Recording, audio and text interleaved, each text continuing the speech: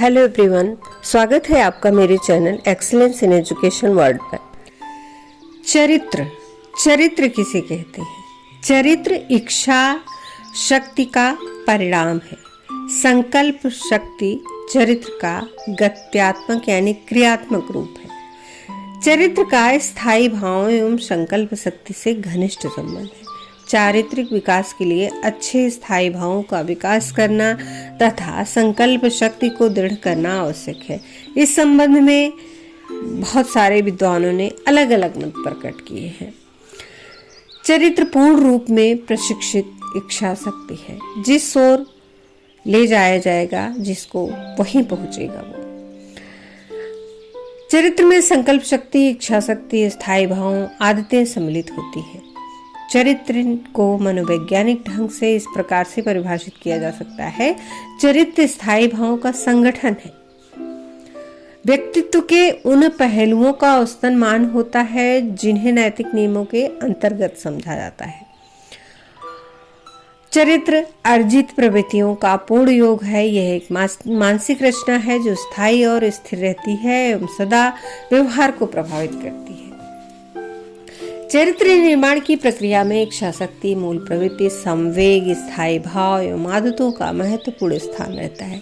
चरित्र की नींव मूल प्रवृत्तियों में निहित रहती है। व्यक्ति को कुछ नैसर्गिक प्रवृत्तियां जन्म से प्राप्त होती हैं जो अपनी संतुष्टि के लिए लालायित रहती हैं। यदि इनकी संतुष्टि समाजोपयोगी कार्यों द्वारा होती है तो व्यक्ति चरित्रवान कहा जाता है, और यदि समाज विरोधी कार्यों द्वारा होती है तो वह सच्चरित्र नहीं समझा जाता। उसके चरित्र का सामाजिकरण मूल प्रवृत्तियों के शोधन द्वारा होता है। चरित्र की दृढ़ता और निर्बलता इन्हीं पर आधारित है, क्योंकि मूल प्रवृत्तियों के शोधन से ही चरित्र का निर्माण होता है। मूल प्रवृत्ति जन संवेगों के संगठन से स्थायी भावों का निर्माण होता है। स्थायी भावों का निर्माण होने से आत्मभाव विकसित होता है।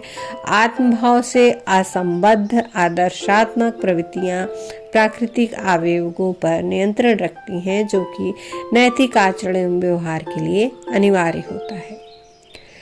वास्तव में चरित्र का अर्थ नैतिक चरित्र नहीं है। चरित्र और नैतिक चरित्र में अंतर होता है। अच्छी आदतों, गुणों, संवेगों और स्थायी भावों से चरित्र अच्छा और इसके विपरीत होने पर चरित्र बुरा समझा जाता है।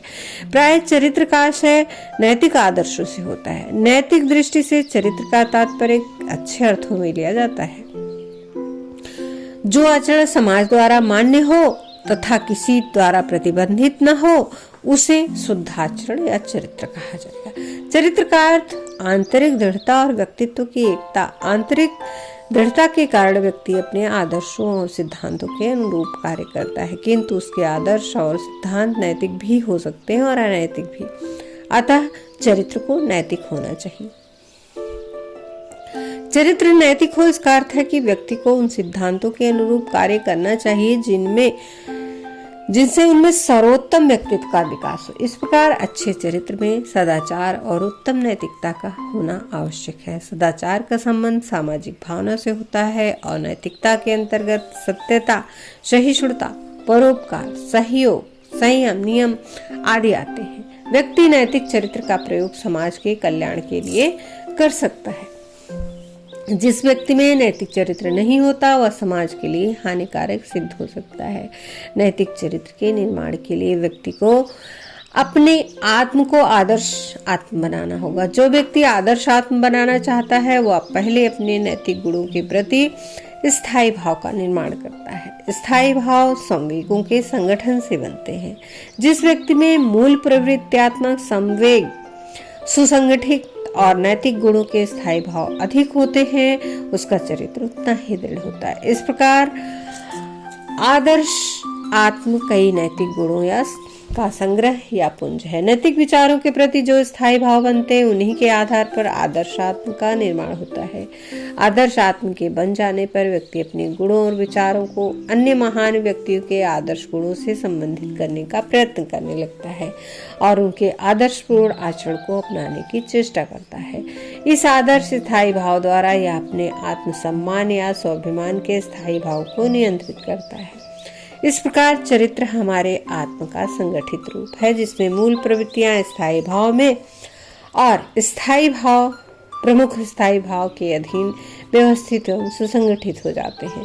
यह व्यवस्था और संगठन जितना अच्छा होता है उतना ही दृढ़ चरित्र व्यक्ति का होता है, किंतु नैतिक चरित्र का स्थान इससे श्रेष्ठ होता है। इसका निर्माण उच्च स्थायी भावों द्वारा होता है। इसके लिए आत्म को आदर्श आत्म बनाना पड़ता है, जिसके अंतर्गत आदर्श नैतिक गुणों के स्थायी भाव और उच्च आदर्श संगठित होते हैं। स्थायी भावों के गुणनफल से व्यक्ति का आदर्श बनता है। जब उसका आदर्श आत्म प्रधान स्थायी भाव को अपने अधिकार में रख कर आचरण व्यवहार पर नियंत्रण करने लगता है, तब उसमें नैतिकता आ जाती है। फलस्वरूप नैतिक चरित्र का निर्माण होता है। अच्छे चरित्र की विशेषताएं क्या हैं? अच्छे चरित्र की विशेषताएं दृढ़ इच्छा शक्ति, आत्मनियंत्रण, उद्यमशीलता, सामाजिक कुशलता एवं उत्तरदायित्व की भावना, आंतरिक शुद्धता, आत्मविश्वास, बुद्धिमत्ता होना आवश्यक है। चारित्रिक विकास को प्रभावित करने वाले कारक क्या क्या हैं? मूल प्रवृत्तियां हैं। हमारी मूल प्रवृत्तियां ईंटें हैं जिनसे व्यक्ति के चरित्र का निर्माण किया जा सकता है। आत्म स्थापना की मूल प्रवृत्ति चारित्रिक विकास की दृष्टि से महत्वपूर्ण है। इसके साथ आत्माभिमान का संवेग संबंध है। इस भावना से प्रेरित होकर व्यक्ति अच्छे कार्य करते और बुरे कार्यों से बचते हैं। मूल प्रवृत्तियों के कारण ही कुछ आदतें स्थिर हो जाती हैं। अच्छी और बुरी आदतें चरित्र का निर्माण करने में योग देती हैं। आदतों को देखकर मानव व्यवहार और चरित्र का अनुमान लगाया जा सकता है। चरित्र निर्माण में संवेगों का भी बहुत महत्वपूर्ण स्थान है। व्यक्ति के कार्यों को संवेगों द्वारा ही प्रेरणा मिलती है। स्थायी भाव संवेगों से बनते हैं। संकल्प शक्ति चरित्र निर्माण का महत्वपूर्ण शक्ति है। इससे चरित्र में दृढ़ता आती है। संकल्प शक्ति की दृढ़ता के कारण व्यक्ति के जीवन में आने वाली कठिनाइयां दूर होती हैं, भयभीत नहीं होता। चरित्र के विकास में वंशानुक्रमी गुणों का भी प्रभाव होता है। वातावरण कैसा है? परिवार, विद्यालय, सामाजिक संस्थाएं, तमाम सारे दोस्त, मित्र, पर्यावरण इत्यादि चारित्रिक विकास पर बहुत असर डालते हैं, या कहें 90% असर डालते हैं। चरित्र के विकास में अनुकरण और निर्देश का महत्वपूर्ण स्थान है। किस तरह से बालक को या व्यक्ति को गाइड किया जा रहा है। दंड और पुरस्कार भी चरित्र निर्माण में बहुत भूमिका निभाते हैं। दंड के परिणाम का बोध होने पर व्यक्ति अपने आचरण को सुधारने का प्रयास करता है। पुरस्कार एक प्रत्यक्ष प्रेरणा है।